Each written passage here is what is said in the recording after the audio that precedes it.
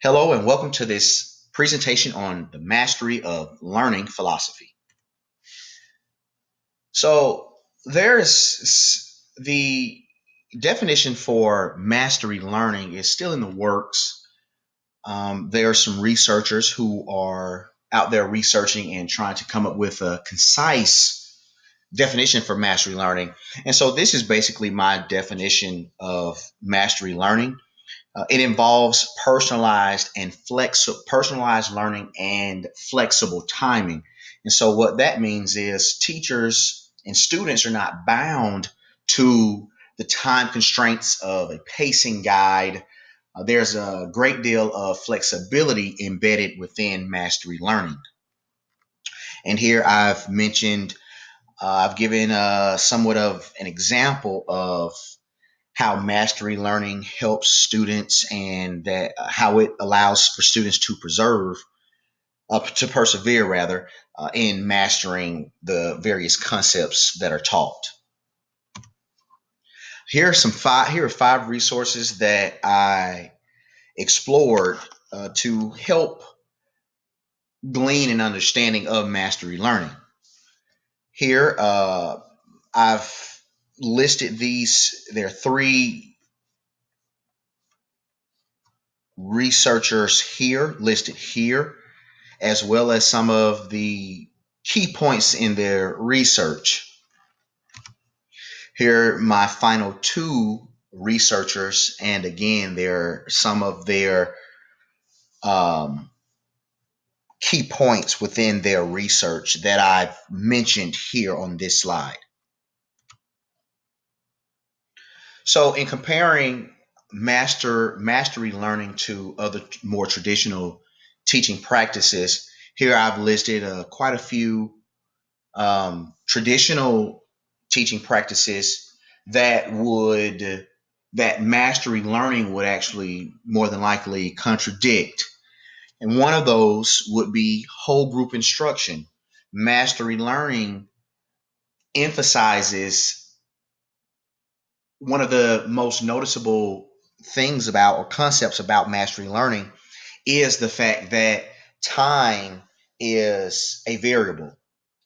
Okay, so with time being a variable, it's safe to assume that you're going to have some students to advance far more quickly than other students. And so teaching whole group is somewhat never going to exist in a classroom where mastery learning is involved. Okay.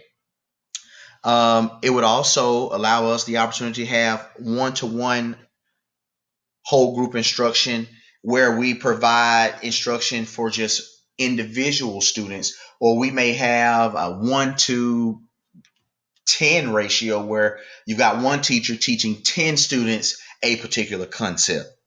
Okay. It also, as I mentioned, it mastery learning also contradicts that of the pacing guide because there's no set time for students to have mastered a particular concept. Students have the ability to master that concept within their own time. And here's some classroom applications of mastery learning. And I've listed these and I've somewhat given them a title, and then I've gone into some details about what they actually look like within the classroom. So my first application for mastery learning is more time allowed. Again, mastery learning is predicated upon the idea that there is no limitation with time. The second one is a checklist of objectives. It's important that because we'll have so many students on so many different, it's a possibility that you'll have so many students on different objectives. It's important that each student has an understanding of exactly what they're expected to learn. Evaluating the objectives. It's important for us to evaluate objectives so that we can provide engaging and rich feedback to students. The fourth application is enrichment, and the fifth is remediation. These two opposites, if you will, enrichment is where students who may have advanced because they have a good understanding of a particular concept, they can advance and they can demonstrate mastery by creating various artifacts or even simply just diving into some real world application or some DOK level 3 or possibly even 4 type of activities. Remediation is where students who struggle a bit with various concepts, they would be allowed more time to actually study concepts not yet mastered.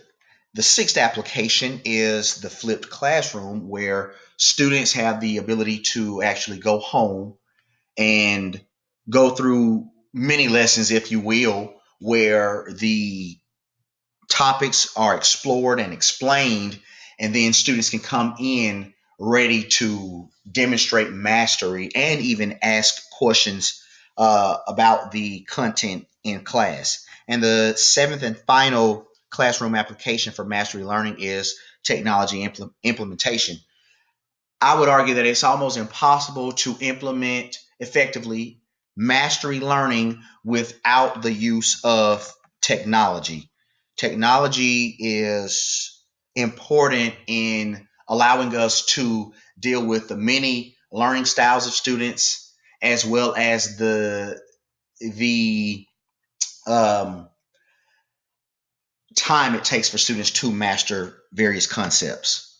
Here are some strengths and weaknesses of each classroom strategy. So, more time, I've listed a few of the strengths here and some of the weaknesses. For more time, one of the strengths is that some of the students will have a better understanding of the information not yet mastered because, again, we don't have that time constraint. For the second classroom application, a weakness for the checklist of objectives is that some students may not fully understand what is expected, even with the learning objectives or learning goals being presented to them. The third application, evaluate objectives. One of the strengths for that is that teachers will have these quizzes for many years to come in hopes that with the hope that the curriculum doesn't change very much. And one of the weaknesses for the objectives or evaluating the objectives, excuse me, is that it is going to be time consuming for teachers to find or create meaningful assessments for their students. The fourth application is enrichment. One of the weaknesses for enrichment is that it in terms of trying to figure out how students understand what's expected for them when they're creating their artifacts. So teachers would have to create rubrics, and oftentimes you don't want to use generic rubrics, one size fits all, if you will, because you want students to truly demonstrate mastery for that particular concept.